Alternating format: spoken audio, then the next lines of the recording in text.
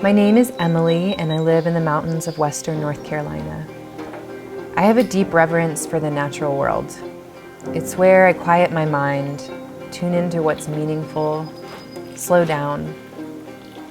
I live in a place that really allows for that, but I have to make time for it. Like many people today, I have a tendency to move really fast and to do a lot of things. I've created a practice of exercising first thing because it helps me to get into my body. It brings me to life and helps me to connect to myself.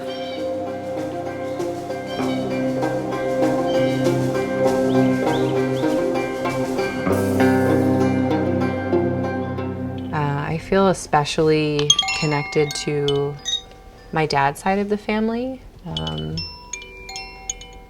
got this image right here of my grandmother, my great-grandmother, and my great-great-grandmother, all standing on the porch of the farmhouse that we still have in West Virginia. And this great-grandmother right here, Zola, is the one who I have a bundle of her broom corn that she grew.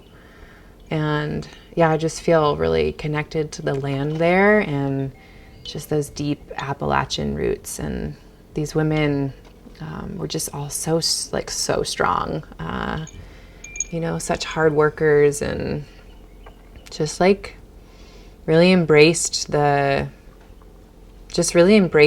daily, the struggles of life. I come from a farming family, and my grandmother was a nurse, but still tended the farm and the land. And I feel like I get a lot of my connection to the natural world and my strength and probably my stubbornness too, through them. And yeah, so I just love having them here to be able to remember and call upon.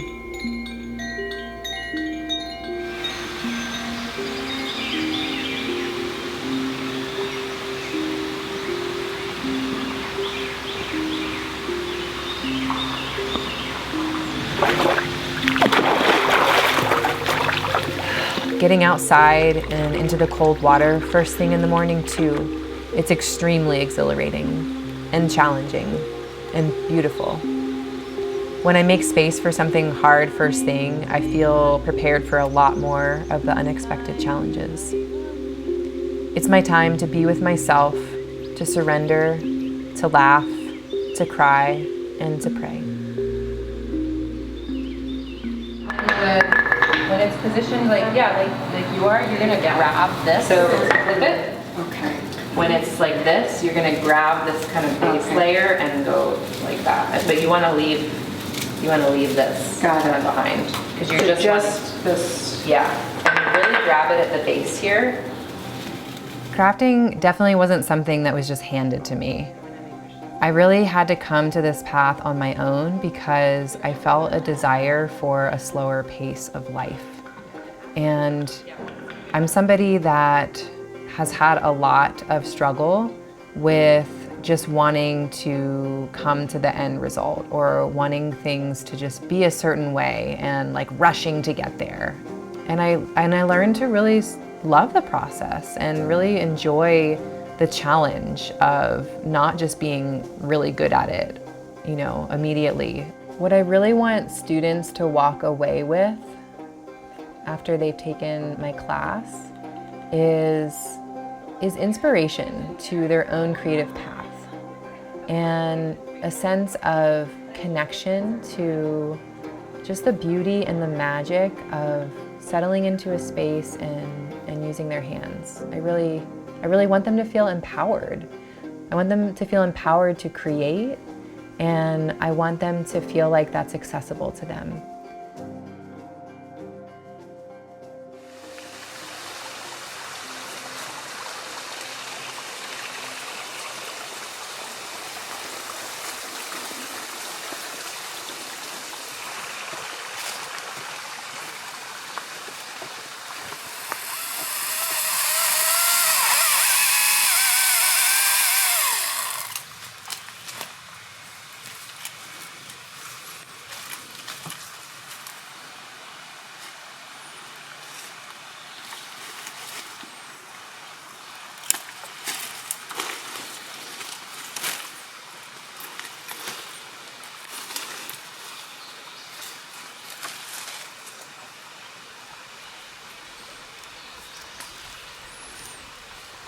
So I think a lot in my life about just the essence of the things that I steward and that I tend, and just really believe that the items that I choose to have in my home just have resonance and have life and have an essence all their own.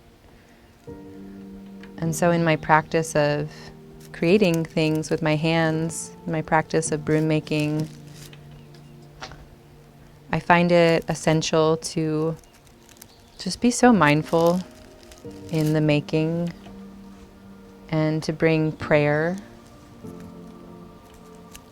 into the crafting, into the weaving, so that every day when I pick this broom up, to just do the simple tasks of sweeping my home and tending my space and living, that the prayer I have woven into this broom, into this being that I'm creating, can really come alive in my daily practice. So I pray that this sacred object can serve as a reminder for me to just stop and take a pause and really feel the way that the sunlight is moving in through the window and hitting my skin, or the sounds of the birdsong outside, or perhaps the way that the wind is making its way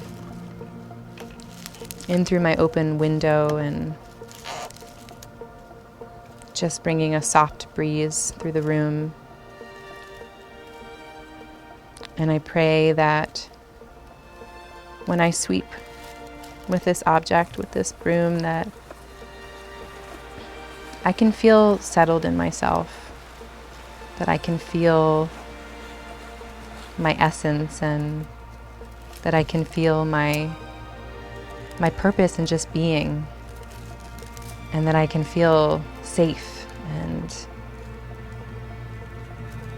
just okay.